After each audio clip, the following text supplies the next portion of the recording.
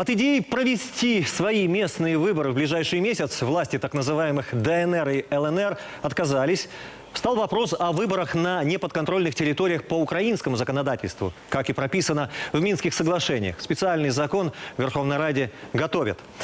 Даст ли он возможность участвовать в выборах тем, кто вынужденно уехал из-под обстрелов? И за кого готовы голосовать переселенцы? Ответы знает Инна Христич.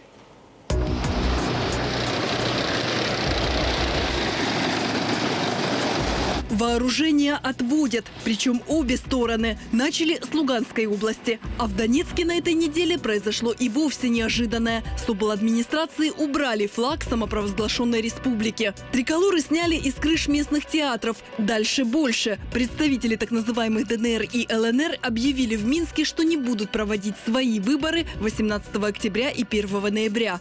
Их результаты не признали бы ни Киев, ни ОБСЕ, а мирные переговоры снова зашли би в тупік. Про проведення виборів можна говорити лише тоді, коли ОБСЄ підтвердить, що іноземні війська виведені, незаконні збройні формування роззброєні і ОБСЄ контролює україно-російський кордон, тоді можна говорити про новий закон і про дату виборів.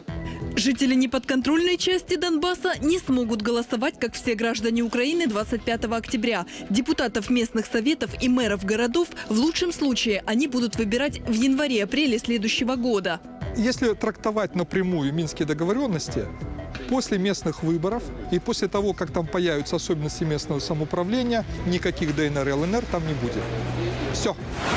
Кто сможет быть кандидатом в местную власть на неподконтрольных пока территориях? И за кого готовы проголосовать переселенцы? Смотрите далее.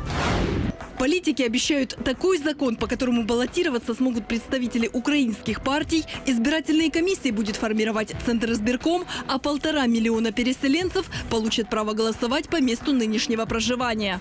А за кого, кстати, они настроены голосовать? Загадка даже для социологов. Мы решили узнать у самих переселенцев. Здравствуйте. Можно к вам? Да, проходите. Кристина с мужем и 2 детьми бежали из-под обстрелов в прифронтовой Попасной. Поселились в заброшенном санатории под Киевом. Из всех благ цивилизации только холодная вода и свет. Да и тут периодически отключают. Здесь мы греем воду, носим ванну, моемся там. И чтобы выйти в коридор, нужно одеваться и хорошо одеваться. Если так вот выйти, то холодно очень. Переболели все. София до сих пор кашляет. Снять жилье семье не по карману. Мужней зарплаты грузчика хватает только на еду. Все мысли о выживании. Тут уж не до политики. Мы уже раз выбрали, я лично не хочу голосовать ни за кого. Надоело просто. Соседям Кристины тоже не до выборов. 250 взрослых и детей. Думали, что нашли здесь временный приют, но съехать удалось единицам. Вернуться домой хотят и могут не все.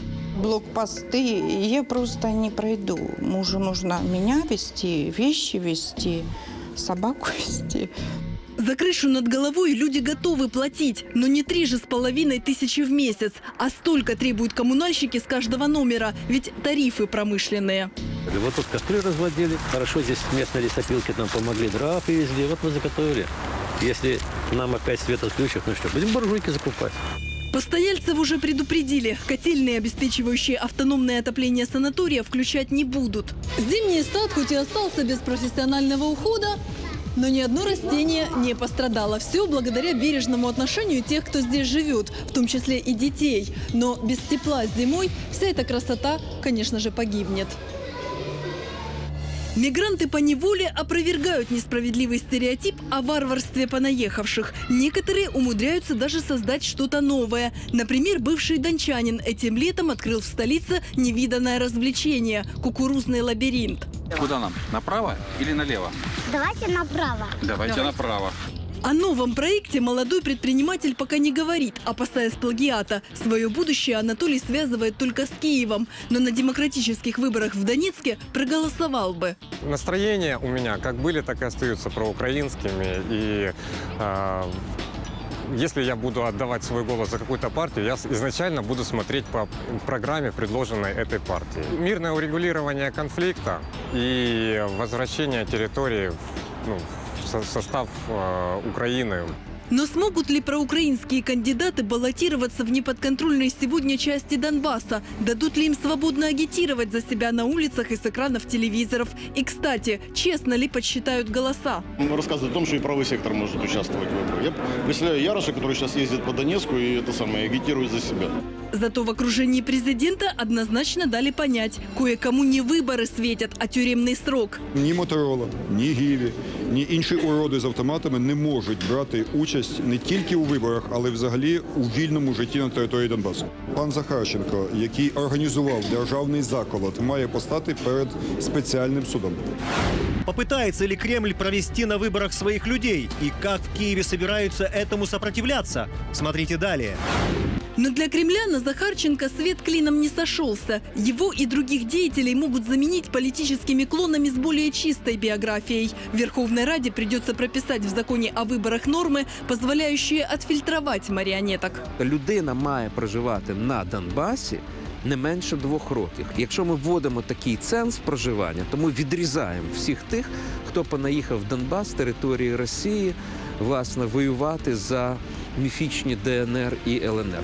Станут ли выборы на Донбассе знаком того, что в Украину возвращается мир? На это надеются и политики, и военные, и особенно те, кто вынужденно покинул регион. Если они состоятся, там не будет войны.